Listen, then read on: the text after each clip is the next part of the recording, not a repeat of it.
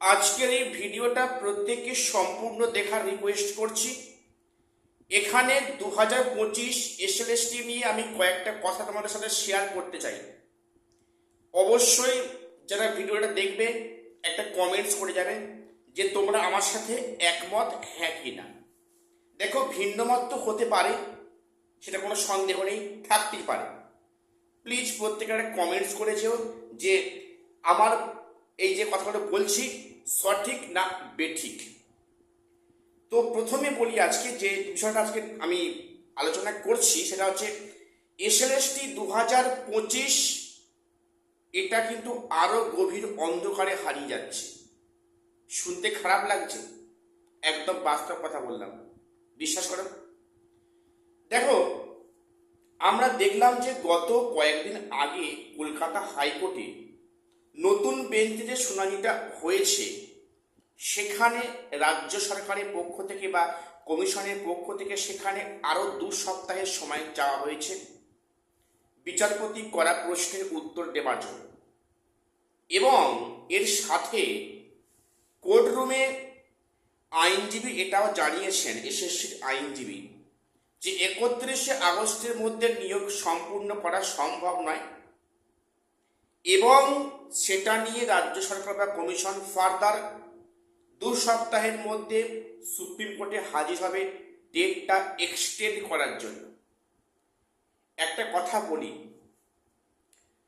Date extend করলে কি স্থায়ী কোনো সলিউশন আছে? যেখানে 31শে ডিসেম্বর 2025 একটা ডেডলাইন ছিল, আগের সরকার সেটা 8 মাস বাড়িয়েছে, কই সেখানে কিছু কাজের কাজ হয়েছে? তাহলে এটা তো মানতে হবে যে ডেট এক্সটেন্ড করলে স্থায়ী সমাধান নয়, সলিউশন এটা নয়। এখন যে অবস্থায় দাঁড়িয়ে আছে এসএলএসটি, কিন্তু আমাদের প্রত্যেকের আশাহত হওয়ার জায়গা কিন্তু এসে গিয়েছে। আমি আবারও বলছি, কেউ নেগেটিভ হবে না। 2025 এসএলএসটি নিয়োগ অবশ্যই হবে, নিয়োগ হবে।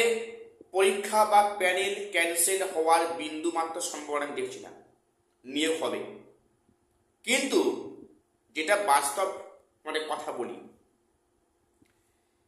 যেটা বর্তমানে পরিস্থিতি দাঁড়িয়েছে, সেখানে এক্সপিরিয়েন্সের 10 মার্কস, আচ্ছা সেখানে এক্সপায়ারি অফ প্যানেল, সেখানে গেজেটকে চ্যালেঞ্জ করে মামলা কিন্তু পুনরায় লিস্টেড হচ্ছে এবং মাথাচাড়া দিচ্ছে।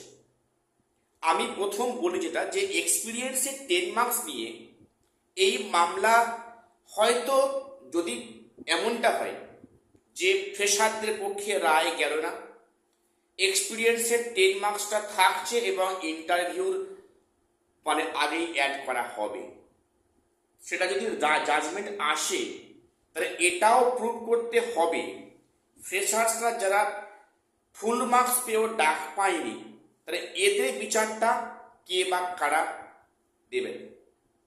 আমি সেই রিকোয়েস্টটা করতে রাখছি যে ইন্টারভিউ আগে অ্যাড হবে, 10 মার্কস থাকবে, ভালো কথা।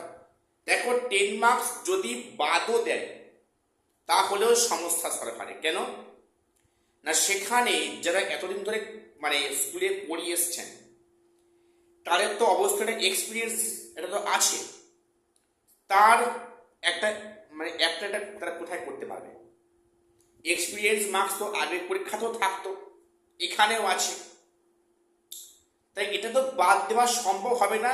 এইটা বাদ দিলে কিন্তু আবারও পুনরায় কেস খাবে সরকার বা কমিশন, কোনো সন্দেহ নেই, এটা হওয়াটা সম্ভব নয়, হবে না।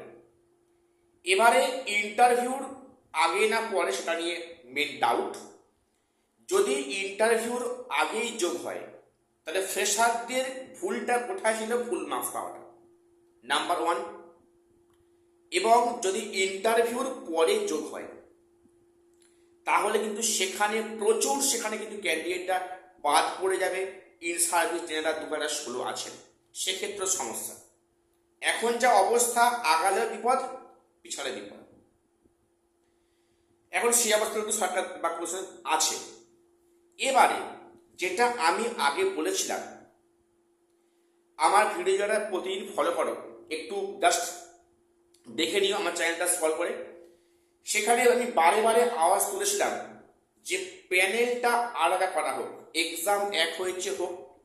এইটা পরীক্ষাটা তো মেনলি হয়েছে তো 2016-তে চাকরি দেওয়ার জন্য। তাহলে সেখানে কেন একটা মানে ফ্রেশারদের মধ্যে এখানে ঢুকিয়ে বিষয়টা বিশৃঙ্খলা পাকালো, যেটা কোর্টও সেই নিয়ে কথা বলেছে বা আঙুল তুলেছে। যদিও পরীক্ষা একসাথে নিয়েছে নিক, সেখানে প্যানেলটা আলাদা করা হোক। 2016 প্যানেল আলাদা, 25 প্যানেল আলাদা। সেক্ষেত্রে এক্সপিরিয়েন্সের মার্কস তাদের দিক, তাদের প্রেশার দিক, কোনো সমস্যা নেই। কেন প্যানেলটা একসাথে করে একটা ঘটলা পাঠিয়েছে যেখানে ফুল মার্কস পাওয়া ক্যান্ডিডেট ডাক পায়নি অনেক সাবজেক্টে? এটা কেন হবে? এর বিচারটা ফয়সলাটা কবে হবে? এটা যেটা বর্তমানে একটা মারাত্মক আকার নিয়েছে, ওই ওবিসি কেসটা 7% না 17%। এখন যেটা আমি ভিডিওতে অনেকবার বলেছি, অনেকে অনেক মানে নেগেটিভ কথা বলেছে, অনগোয়িং প্রসেসে কিন্তু 7% হওয়ার আমার যেটা মনে হয় এখন অব্দি সম্ভাবনা নেই। দেখো, আমার ভুল হতে পারে, সেটাই বলছি না, আমি সব জানি। আমার নিজস্ব ওই মাত্রা বলছি যে এখানে কিন্তু যদি 60% লাগু হয় তাহলে সমস্ত প্রক্রিয়া আবার প্রথম থেকে শুরু করতে হবে, সেই লিখিত পরীক্ষা হওয়ার পর থেকে যা যা হয়েছে। আমি কথায় বললাম যে সুপ্রিম কোর্ট থেকে আরো হয়তো 6 মাস টাইম বাড়ানো হলো, সেটা মানলাম। তার মধ্যেও কি সম্ভব হবে এটা যে 7% নিয়োগ করা অনগোয়িং প্রক্রিয়াগুলোতে বিস্তর চেঞ্জ হয়ে যাবে? এটা করলে 2016 ক্যান্ডিডেটরা পুনরায় মামলা করবে যোগ্যরা, যে তারা তো সেবারে ওবিসি ক্যাটাগরিতে তারা চান্স পেয়েছিল, তারা এবারও তারা কিন্তু চান্স পাবে না কেন? তাহলে যেটা সুপ্রিম কোর্ট থেকে বলেছে যে 2016 ক্যান্ডিডেটের সর্বোচ্চ ফেসিলিটি দেওয়ার জন্য, তা সেটা কোথায় বলে থাকছে? কাজেই 7%টা নতুন এর ক্ষেত্রে হোক, অনগোয়িং প্রসেসে কেন হবে? এখন সেটা নিয়ে যদি সরকার গোয়ার্তুমি করে যে না 7%টা অনগোয়িংই থাকবে, তাহলে সব প্রক্রিয়া পুরো ঘেটে হোক, আবার পুনরায় প্যানেল করো, ইন্টারভিউ হোক, ভেরিফিকেশন হোক, কাউন্সেলিং হোক হোক। তাহলে বিষয়টা কি দাঁড়াচ্ছে এটা নিয়ে তো মানে একটা মানে নিয়োগ হবে, এতগুলো সেখানে আইনি জট মারপ্যাঁচ, এগুলোর কি অর্থ, কি মানে? তো এখনো অবধি যেটা পরিষ্কার তোমাদের বার্তা বলছি, কেউ নেগেটিভ কিন্তু হবে না। নিয়োগ কিন্তু আমি বলছি নিয়োগ হবে, গ্রুপ সি গ্রুপ ডিও হবে, এবং সেখানে কিন্তু 9 টিপগুলো হবে। চিন্তা করার কারণে সময়টা যাচ্ছে, ধৈর্য কিন্তু পরীক্ষা দিতে হচ্ছে অনেক। সত্যি যে অবস্থা, কিন্তু অনেকে দেয়ালে পিঠ থেকে যাওয়ার অবস্থা তৈরি হয়েছে। তাহলে আমাদের এখন সামনে কিছুই করার নেই, দেখা ছাড়া যে আইনি পদক্ষেপ কতদূর যায় বা কি হয়। তো আমরা তো অনেক ধৈর্যের পরীক্ষা দিয়েছি, আরো আগামীতে দিতে হবে। তার জন্য এখন থেকে আমাদের প্রত্যেককে মেন্টালি প্রিপেয়ার থাকাটা মনে হয় ভালো। তো আজকে বেশি কথা বাড়াচ্ছে না, ভিডিওটা আমাদের লেন্থি হয়ে যাচ্ছে। প্রত্যেক কমেন্টস একটা করো যে তোমরা আমার সাথে একমত কিনা বা আমার কোনো কথা ভুল কিনা। অবশ্যই কনস্ট্রাকটিভ কমেন্টস করবে, এটাই বাঞ্ছনীয় বা কাম্য। দেখা হচ্ছে পরে ভিডিওতে।